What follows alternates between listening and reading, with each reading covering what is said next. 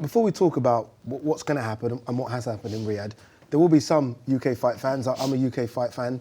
That will be, okay, look, all the big events are going to Saudi. Are we going to get the big events that you've put on for so many years back in the UK? You filled stadiums, you filled arenas.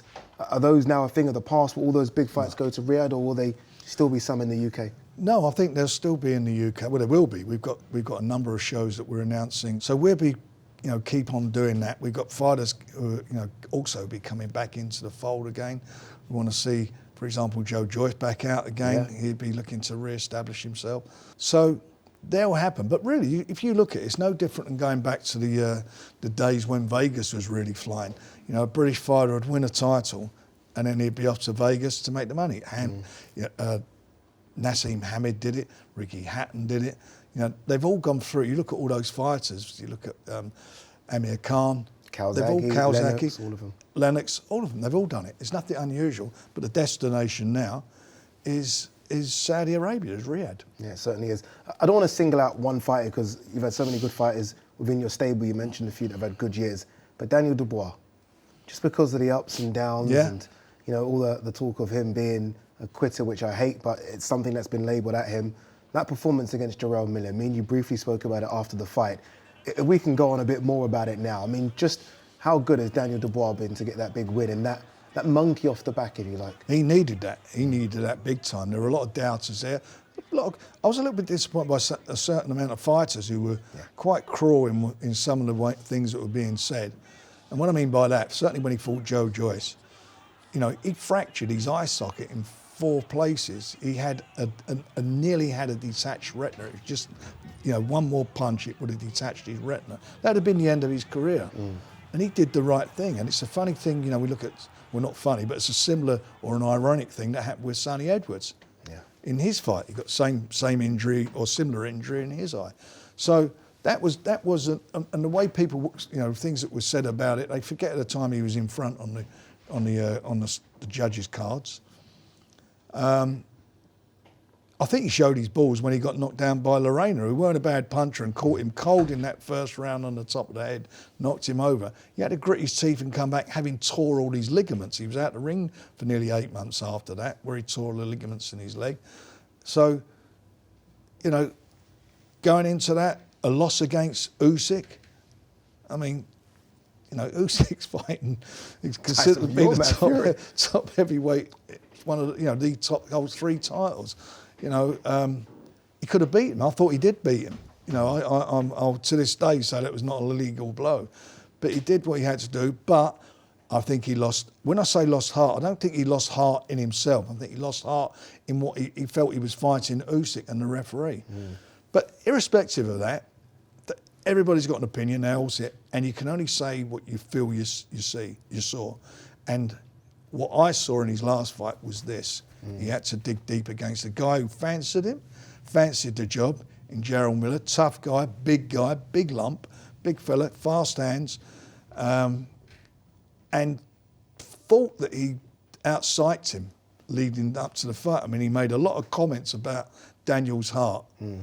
And I thought, all these things going on, once that bell goes, 'cause that's the only time you're going to know, is when the bell goes. And when that bell went, he got into it and he showed what he was all about.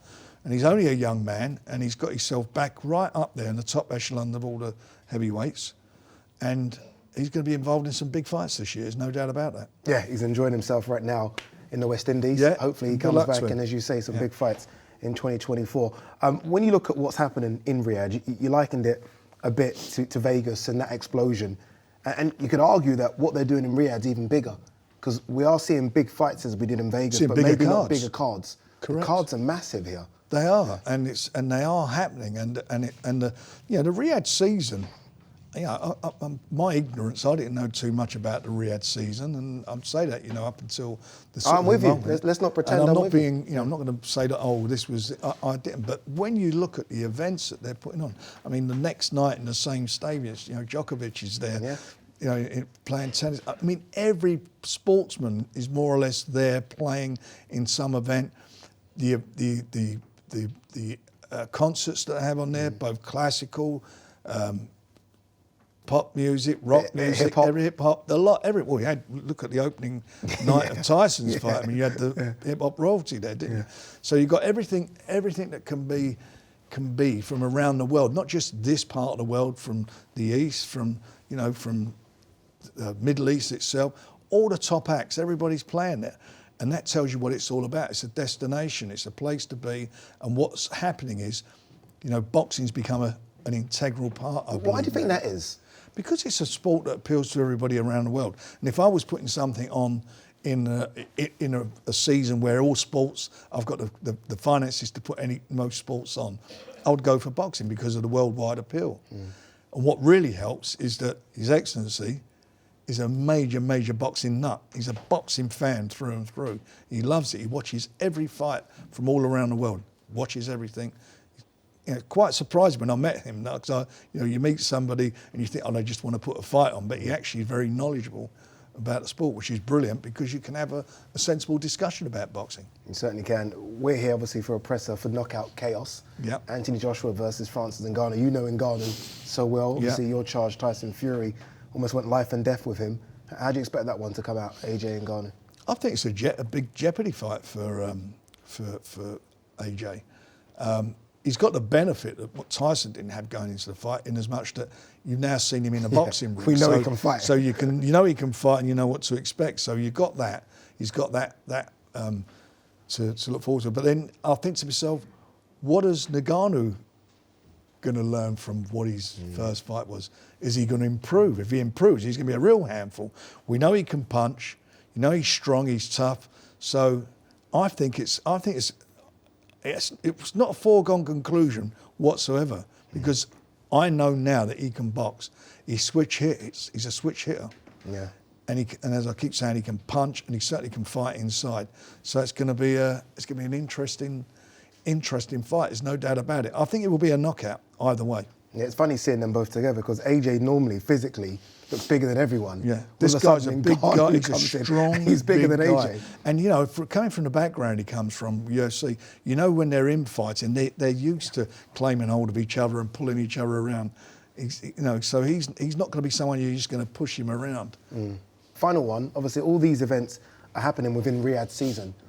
Is there a conversation for events to happen out of Riyadh season in Saudi? Yeah, I'd like to see that happen, and I hope that'll be the case, but that'll be determined, I think, in the next month or so. Yeah.